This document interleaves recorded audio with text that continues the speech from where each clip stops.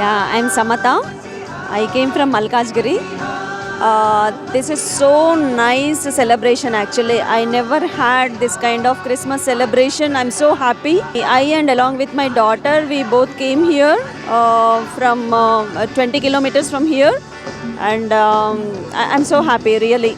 అంటే Christmas vibes and ఆ feeling అది రియల్గా చాలా బాగుందండి ఇక్కడ.